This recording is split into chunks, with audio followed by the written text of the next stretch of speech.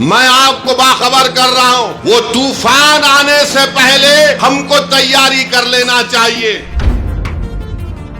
याद रखो मेरी इस बात को, अगर आपका नाम वोटर लिस्ट से निकल गया तो मोदी को सबसे ज्यादा खुशी होगी। अगर नौजवानों तुम्हारा नाम वोटर लिस्ट से निकल गया तो तुमको इख्तियार हासिल नहीं होगा भारत के प्रधानमंत्री से पूछने के लिए कि क्यों बेरोजगारी मेरा मुकद्दर बन गया। कल तुम्हारा नाम वोटर लिस्ट से निकल गया तो वोट डालना तो दूर की बात, कोई आकर तुमसे कहेगा कि अपनी शहरियत साबित करो। यानी आप अपने रोजगार से महरूम, सबसे ज्यादा बड़ी चीज यह है कि आप अपनी इज्जत से महरूम हो जाएंगे। जब तेलंगाना में या आपके किसी रियासत में ये इंटेंसिव रिवीजन होगा तो आप लोग परेशान होने की जरूरत नहीं, अभी वक्त है। पासपोर्ट बना सकते, दबा के पासपोर्ट बनाओ। बर्थ सर्टिफिकेट नहीं है तो बर्थ सर्टिफिकेट बनाओ। बिहार में जो इलेक्शन कमीशन की जानिब से इंटेंसिव रिवीजन के नाम पर जो वोटर लिस्ट अब बनाई जा रही है, मैं तेलंगाना के आप तमाम लोगों से, खास तौर से भारत के गरीबों से, चाहे वो किसी मजहब से उनका ताल्लुक हो, खास तौर से मुसलमानों से, दलितों से, आदिवासियों से ये कह रहा हूं कि आप तैयार हो जाइए। अगर तेलंगाना हो या वेस्ट बंगाल हो या तमिलनाडु हो या भारत में पूरे रियासतों में इस तरह का इंटेंसिव रिवीजन करवाया जाएगा, तो मेरी आप लोगों से अपील है कि आप लोग अपना एक एक का बर्थ सर्टिफिकेट बनाइए। हाँ, जो हमारे बुजुर्गों की उम्र 70 साल के ऊपर है उनका बर्थ सर्टिफिकेट अगर है तो बहुत अच्छा है, अगर नहीं है तो आप उनका पासपोर्ट बनाइए। आप बर्थ सर्टिफिकेट अपना बनाइए और अगर 10th क्लास की मार्कशीट है तो उसको तैयार रखिए। अगर कास्ट सर्टिफिकेट है उसको तैयार रखिए, अगर नहीं है तो बनवाइए। पासपोर्ट नहीं है तो बनवाइए, बर्थ सर्टिफिकेट नहीं है तो बनवाइए। अगर कोई रिटायर्ड पेंशनर है तो जो पेंशन का ऑर्डर मिलता है उसको उठाकर रखिए। अगर आपको 2 BHK का सर्टिफिकेट मिलता है कि आपको 2 BHK दिया गया, उसको उठाकर हिफाजत से रखिए। अगर जमीन गवर्नमेंट ने आपको अलॉट की तो उसको उठाकर रखिए। अगर आप गवर्नमेंट के मुलाजिम हैं या थे, उसका ID कार्ड उठाकर रखिए।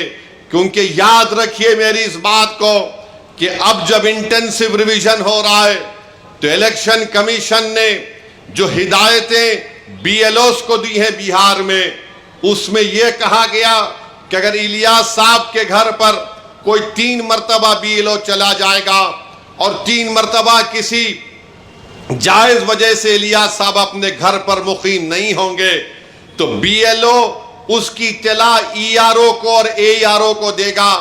और ये AERO और ERO को इख्तियार हासिल है कि वो 1955 के सिटीजनशिप एक्ट के तहत उन तमाम ओहदेदारों को इत्तला देना के लिए साहब शायद भारत के नागरिक नहीं है, तो ये सिटीजनशिप का मसला पैदा हो जाएगा। तेलंगाना में भी इंटेंसिव रिवीजन होगा, बल्कि पूरे मुल्क में होगा।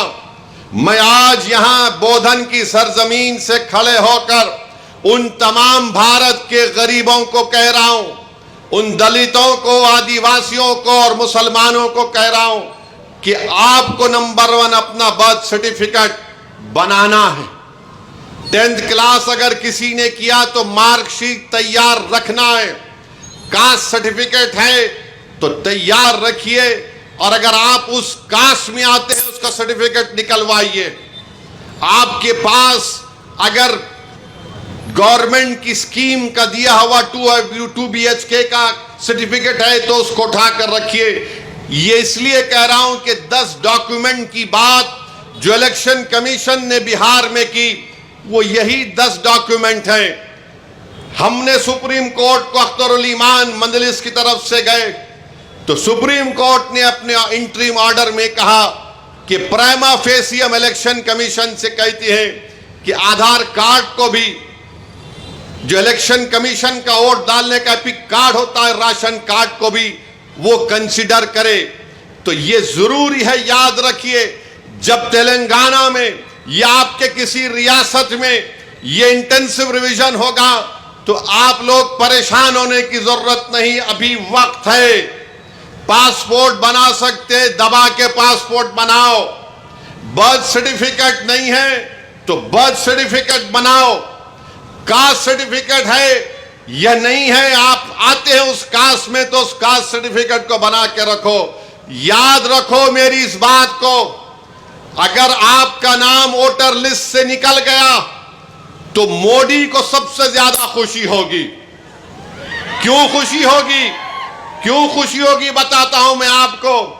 आपका नाम जब तक वोटर लिस्ट में रहा, जैसा हम अब मोदी से सवाल कर रहे हैं, बताओ गरीब गरीब क्यों होते जा रहा है और दौलतमंद दौलतमंद क्यों हो रहा है, तो मोदी ये नहीं चाहते कि कोई उनसे सवाल करे।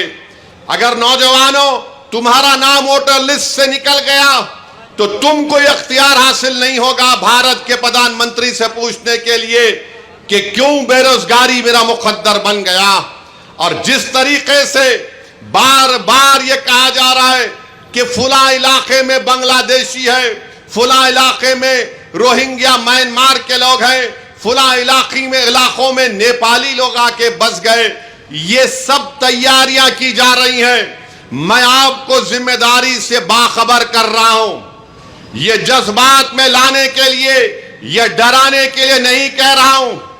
ऑन रिकॉर्ड कह दिया गया कि पूरे भारत में इंटेंसिव रिवीजन होगा। और तेलंगाना में जो लास्ट इंटेंसिव रिवीजन हुआ था, मेरे ख्याल से अगर मेरा हाफिजा सही है तो 2007 में या फिर 2002 में हुआ था। मगर ये चीज की तैयारी करके रखिए। मैं भी रशादी साहब से बात कर रहा था कि हमको अनकरीब में तेलंगाना में एक हमारे सदर साहब की मौजूदगी में, उनकी क़यादत में एक मीटिंग करके हम तमाम तंजीमों के जिम्मेदारों को बुलाकर हम उनसे अपील करें, बल्कि हर जुमे के खुतबे से पहले जो लोग मस्जिदों में वाज करते हैं या बयान देते हैं, मेरी आपसे भी अपील है कि आप लोगों को बाखबर करिए। ये साजिशें की जा रही हैं।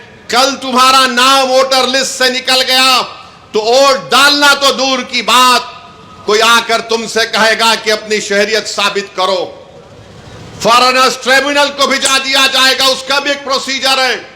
पहले एसपी बॉर्डर को बोला जाएगा, एसपी बॉर्डर लेटर लिखेगा मिनिस्ट्री होम अफेयर्स को, वहां पर 3 ऑफिसर के दस्तखत के बाद आपका मुकदमा चलेगा। यानी आप अपने रोजगार से महरूम। सबसे ज्यादा बड़ी चीज यह कि आप अपनी इज्जत से महरूम हो जाएंगे। लोग आपको उंगली उठाकर बोलेंगे अरे इसका नाम वोटर लिस्ट से निकल गया, यह भारत का शहरी नहीं है। इसीलिए आप याद रखो, अभी से मैंने जो बात कही उस पर अमल करने की कोशिश करिए। मेरे दुश्मन बहुत हैं, मुझसे इख्तलाफ करने वालों की भी तादाद बहुत ज्यादा है, क्योंकि भारत के अगर कोई लैला है तो उसका नाम असदुद्दीन ओवैसी है। मुझसे बहुत चाहने वाले हैं, मगर उसकी परवाह मत करो। मैं तुमको बाखबर कर रहा हूं, मैं आपको बाखबर कर रहा हूं। वो तूफान आने से पहले हमको तैयारी कर लेना चाहिए। साजिश करने वाले की साजिश में उसको नाकाम करने के लिए हमको आज से तैयारी करना पड़ेगा।